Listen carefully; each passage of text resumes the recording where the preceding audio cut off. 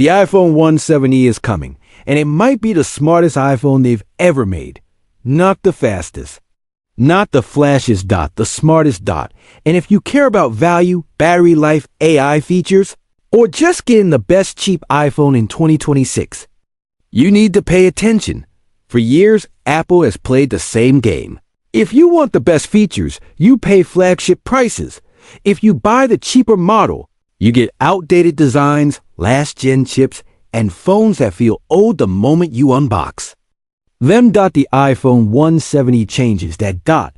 This is Apple finally admitting that a budget iPhone doesn't have to feel like a budget iPhone, and they're backing it up with real hardware, real AI power, and real long-term value. Let's start with the launch. The iPhone 17 is expected to arrive in spring 2026 somewhere between March and May. Not in September. Buried under the hype of the iPhone 17 Pro and 17 Pro Max. Apple is giving this phone its own moment, its own event, its own spotlight. That alone tells you how important the iPhone 17 is to Apple's strategy. This isn't an afterthought. This is a key piece of their lineup. Now, for the first time ever, a budget iPhone is getting Dynamic Island. Yes, the same Dynamic Island that launched with the iPhone 14 Pro and instantly made every older iPhone look dated. That pill-shaped, interactive cutout that turns notifications and live activities into something actually useful. No more giant notch. No more 2018. Look. The iPhone 17 will look modern and premium. When you pull it out of your pocket, nobody will assume you went for the cheapest iPhone. That's huge. Apple is finally closing the visual gap between the Pro models and the affordable model. The display itself, a 6.1-inch OLED panel. You're getting deep blacks, punchy colors, excellent contrast. Everything from photos and games to TikToks and YouTube will look great. But there is a catch. It's still 60J. No promotion. No 90 Hz. Number 120 Hz. And yes, in 2026, that's going to feel a bit old school, especially when mid-range Android phones are running 90 or 120 Hz as standard. So why is Apple sticking with 60 Hz? Because they're making a calculated bet. Most people buying a budget iPhone have never used a high refresh rate phone, or if they have, they're not obsessing over it. To the average user, 60 Hz still feels perfectly fine. It's only when you downgrade from 120 Hz that you really feel the difference. Apple knows this. They're trading a flashy spec for better pricing and battery life. For a lot of buyers, that's a compromise that makes sense. Now, here's where the iPhone 17 gets really interesting. The processor. The iPhone 17 is expected to use a bin version of the A19 chip, the same generation chip that powers the main iPhone 17 lineup. Yes, it's bin, which means slightly lower clocks or disabled cores compared to the full A19 in the Pro models. But at the end of the day, it's still an A19. That means flagship-level CPU and GPU performance, excellent efficiency, full support for Apple Intelligence and on-device AI features. This is not Apple tossing in some old A16 or A17 and calling it a day. This is current-gen silicon inside a budget iPhone. And that matters for one big reason.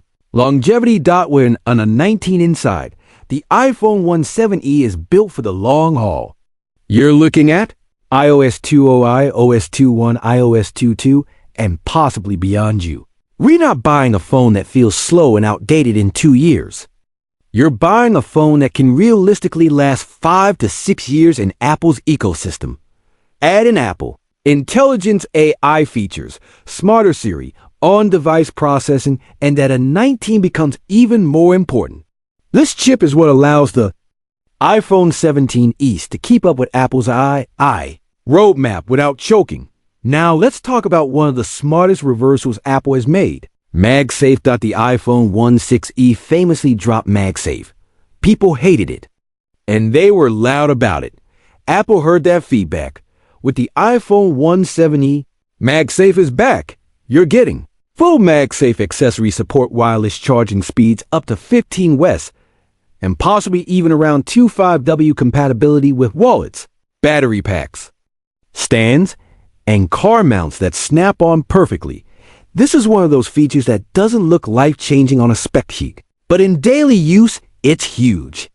You just snap your phone onto a charger or a mount, and it locks into place. It feels effortless. The fact that Apple is reversing course here shows something rare. They're willing to admit a mistake and fix it.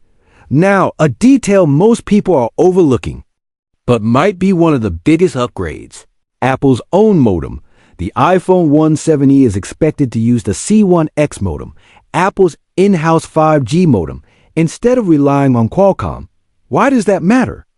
Because when Apple designs the chip and the modem and the software, everything can be tuned to work together perfectly.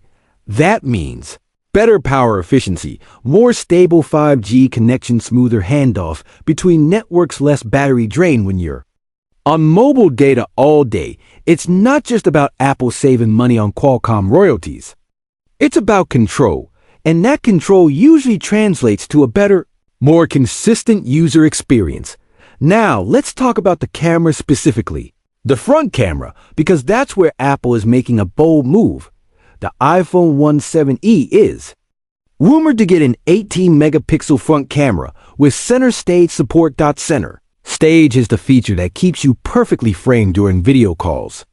It can pan and zoom digitally to follow you or include more people when someone else joins the frame. Until now, that's been mostly an iPad feature. Bringing it to a budget iPhone with a high-resolution selfie camera is a big deal, especially in 2026 where TikTok, Instagram, Reels, YouTube, Shorts, video calling, how people communicate and create content every single day. You're getting near pro-level video and selfie performance on a phone that's not priced like a pro model. So, who is the iPhone 17e really for? If you're using an iPhone 11, iPhone 12, or any iPhone series is your upgrade, you get A19 power dynamic island, better cameras, better battery life, Apple Intelligence features, years of software updates without paying pro prices. If you want a modern iPhone experience without crossing the $1,000 mark, the iPhone 17e is built for you.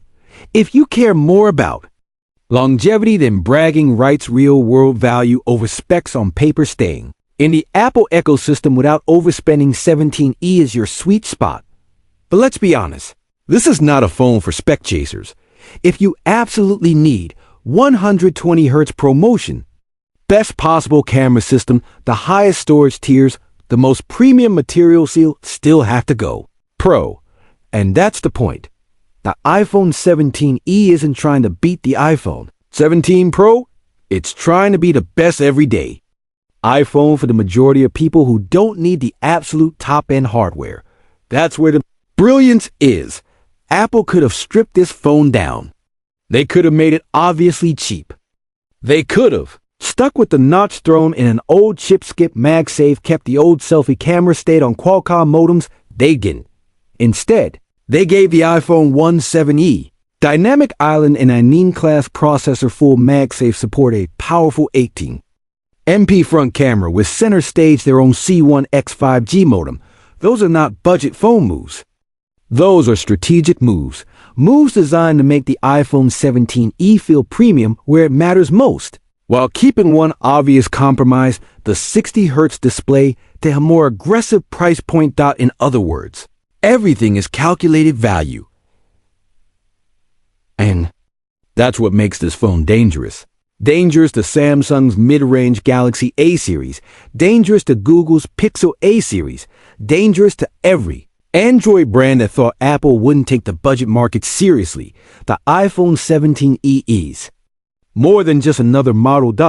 It's a statement. It's Apple saying, we can deliver flagship-grade experiences at non-flagship prices. Not everyone needs a pro to feel like they bought a premium iPhone. The future isn't just about selling the most expensive phone. It's about selling the right phone to the right person. When spring 2026 arrives, the iPhone 17e is going to surprise a lot of people. It's going to be the upgrade that finally makes sense for millions of users sitting on older, iPhone's dot, it's going to keep more people locked into the Apple ecosystem. And it's going to prove that Apple still knows exactly how to play the long game. Not just winning spec sheets, but winning hearts, wallets, and long-term loyalty. If you like this video, make sure to subscribe, share it with a friend, and hit the bell icon so you don't miss any of our upcoming Apple and iPhone 17e updates.